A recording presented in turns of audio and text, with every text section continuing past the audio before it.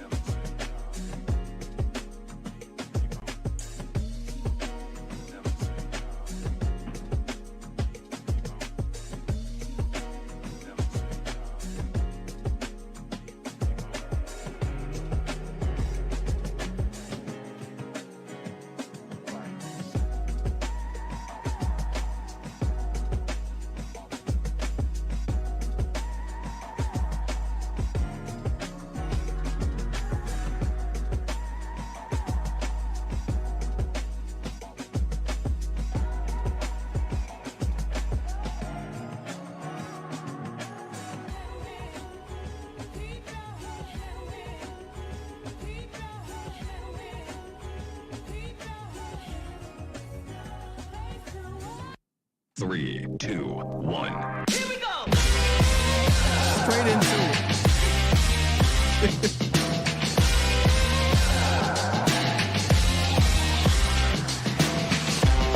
Good morning, good people. Welcome to A to Z Sports Live. We're streaming live on YouTube. And of course, I am your host, Will Skywalker. Still.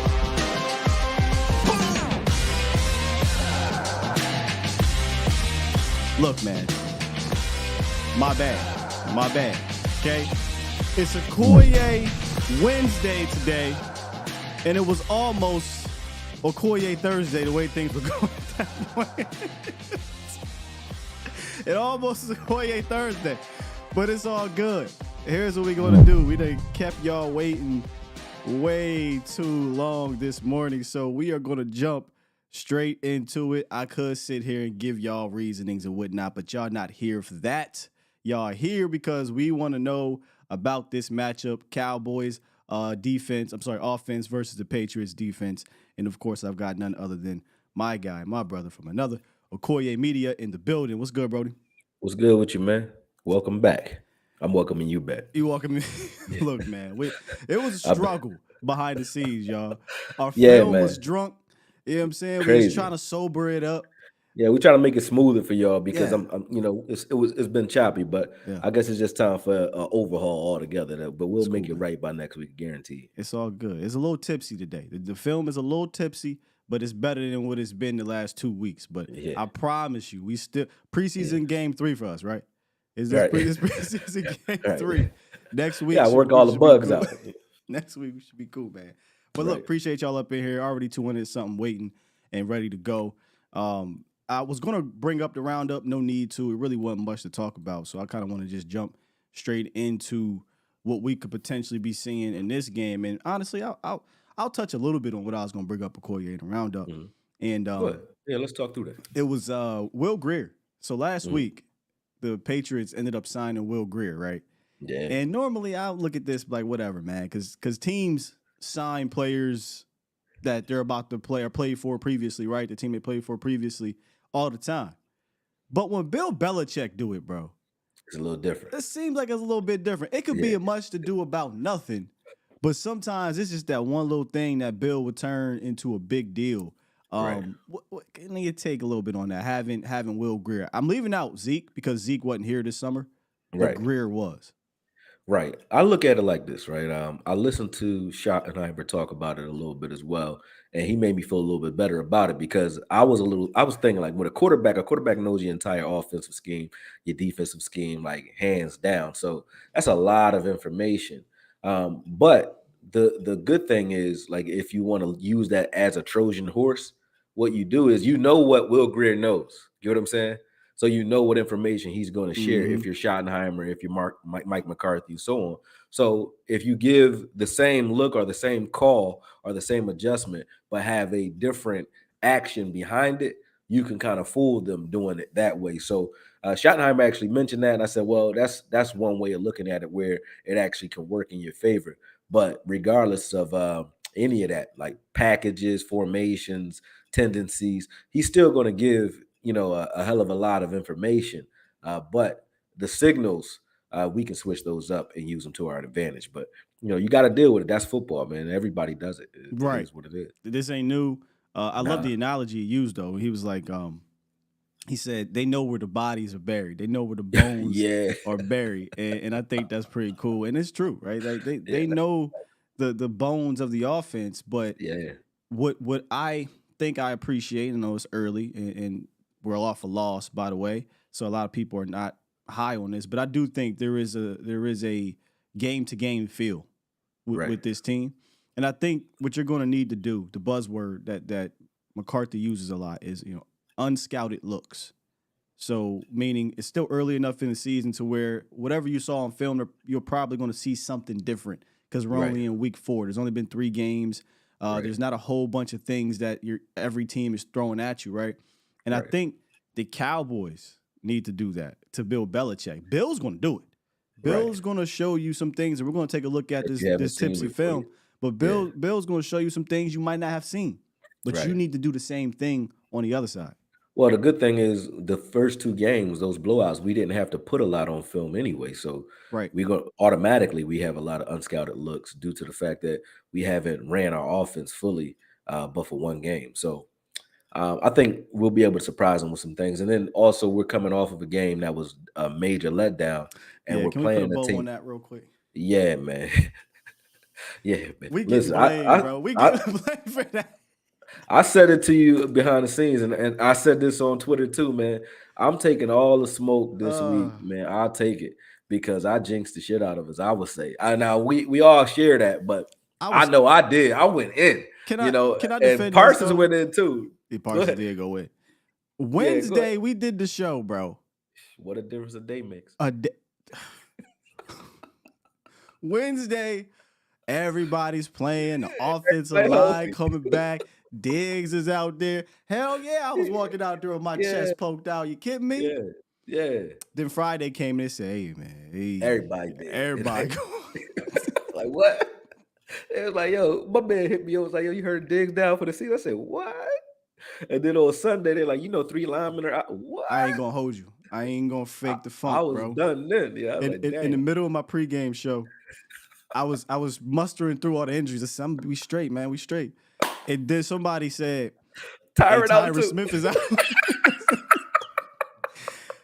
Y'all couldn't see my face, but I quite literally, my hands was going. I was like, huh. I swear, I hope Buddy don't beat us. I hope Buddy don't beat us.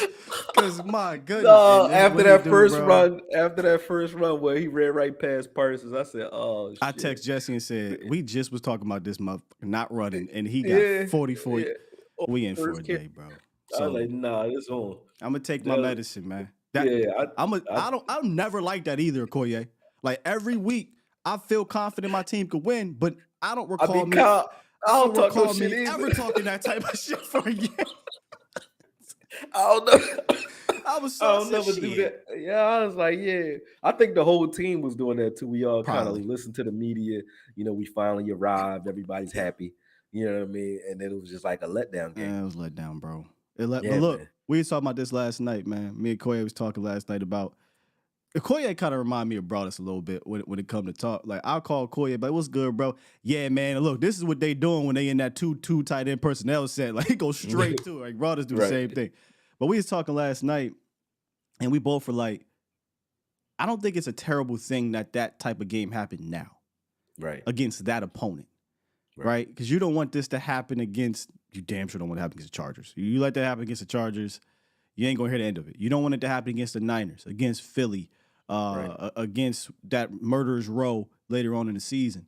If you were going to have a letdown game, this one, get it out the way. And the good thing about it is the things that the Cardinals do, you're going to run into that a few other times later on in the year in regards to the Eagles, right? Possibly some other teams that run the RPO. But I don't think it's all bad. It just sucks that, we lost. You're going to lose games, and we hate to lose a game against a bad team. Well, also now you guaranteed to run into it because it's good that we put that on film because now we know how everybody's going to attack us. We're setting the tone as to how we'll be attacked based off of what we put on film. And when you show that you have no discipline in the first half on those edges, we know everybody's going to attack the edges. Yeah. But, everybody doesn't have the same personnel, the same execution. So, now that we know how we're going to be attacked, which we should have known anyway, it's good that we set the tone that way. And everybody doesn't have a running quarterback either. I think that gives us trouble when it comes to our pass rush and run fit discipline and integrity. We've been having trouble with that and still do. Shout out to D-Law, though. D-Law, he seems to have gotten the assignment. He was very patient in that game, did his thing. If there was one guy that stood out that was like, still beasting, it was Law. As we kind of turn the page here and get to New England, you were talking about the pass rush, and I think it's the mentality. And maybe DQ probably should have ratcheted it down a little bit going against a team that was going to do a lot of these edge things to you and RPOs and misdirection. But I was just watching the Pats defense, and I just kept thinking there might be a reason why Bill never wants that kind of rusher. Because a lot of the times he wants his guys to two-gap maintain the edge, two-gap it, right? You don't want these guys flying upfield. And it's been like that forever. Every time he kind of gets one of those guys, we're cool, we'll let you go. But, watching them, one of the words that we came away with yesterday, discipline, sound. A defense that wants you to matriculate down the field, but we like to matriculate down the field. But when you look at our other side, Cowboys, we're aggressive. We're getting up. We're flying. Everybody flying from the rip, right? And sometimes you need to calm that down. And I feel like that's something that Bill with this defense, he didn't have to calm that down. This is who they are as a defense. Yeah, There's no aggression to it from the edges like that. Yeah, you know what you're gonna get. Like they back up off you, and they try to keep everything in front of them. And their edges, Judon, he comes down, but he works his way to the quarterback, or sort of has the quarterback work his way to him. So he's very patient with the way he rushes. And against running quarterbacks, they actually get more sacks because they just contain and let their interior linemen do their thing by pushing the A gap, and then they work their way to the quarterback that way. So that's what we need to do in situations where we're playing running quarterbacks. Now, when you're playing a pocket guy, go pin your ears back, go get him. But when you're playing a running quarterback, you can't just beeline it, and you can't cut that angle off either. Because if you flatten out that angle, you're dead. Because all he has to do is just take a step, and he already broke your contain. That simple. D-Law used to have trouble with that, and now it seems like even Parsons is having trouble with that because he was playing a little bit of hero ball in the first 100%. half. Yeah, in the first half he was, and then they got it together in the second half. I saw him getting through the line of scrimmage, just breaking down, waiting for the trap, and he played it a lot better in the second half. But those guys was just flying upfield, doing too much. I think in the first half they thought it was going to be sweet because of who they were playing and the fact that he hadn't won a. When you look at a quarterback, you say he hasn't won a game as a starter. It's like, well, what are we worried about? You know what I mean? But you damn sure don't want to be that first one. You know what I mean? You know his nickname now? I don't know. So he's like a physics. He's smart. He's super smart. Oh, yeah, astrophysics or something. He is, yeah. So they call him the Pastronaut. We let a dude named the Pastor. That's a dope name. But a Pastronaut. Oh, man. And he only hit like 3 passes in the whole game that really was like big deals. That's all it took. That's all it took. That's all it took. But it is what it is, man. You live, you learn, and I would like to see them from game to get. Like, look, styles make fights, and sometimes you have to alter your style. You're a fighter. Yeah. You're a Yeah. fighter, and you know, Yeah. and going into certain matchups, I feel like, hey, what worked against this guy, you might have to throw that punch or that counter later, not Right. set that counter up, Can't show and it to him too early. can't show it to him too early. And I feel like both sides of the ball, really, Dallas and you know, Dallas offense, Dallas defense, they showed all. You know, they showed Yeah. their stuff early, or on offense, they didn't show it. And when I'm talking about not showing it, I mean the stretch play, and then they run this play action boot off of it. But you didn't Right run a now. stretch the whole game. You didn't set it Yeah. up, so it So made why no you run it? sense. Yeah. Yeah, we just were discombobulated, man, Yeah. and it showed in that game. But like I said, turning the page here, you're going up against a defense that does not look discombobulated down in, down out. You know, this is their defense by the numbers before we get to the film. They're ninth in the league in yards per carry, allowing 3.6 yards per carry. They are the fourth most blitz-happy team.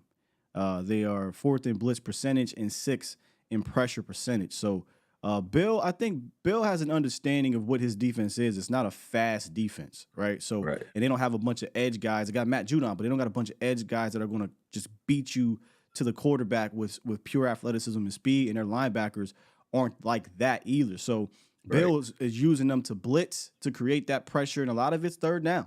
You know, he'll get the third down, and when Bill gets the third down, bro, he's one of the best. He's third. Yeah.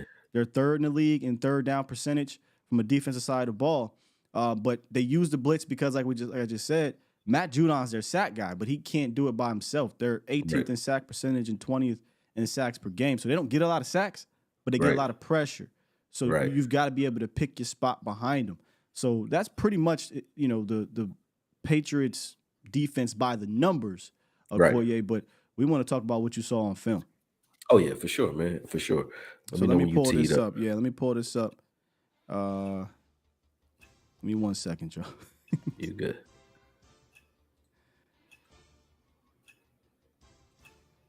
Like I said, the film might be a little drunk, but we be all right. It's better than it was when we was trying. I guarantee you that. What you noticed though, right off the rip, man. Hold up. Yeah, it ain't ready just quite yet. Oh, it's up though. I can see it. Yeah, it's up for you. But okay, yeah. Gotcha. Here we go. It's up for you. It's up for you. You know what I mean? Smoke signal. It's up for you. All right, yo. Let me know when you're ready. You can go ahead. You can talk it through. I'll fix it while we're doing this. Okay. Well, I won't press play though. I'll just talk through it real quick.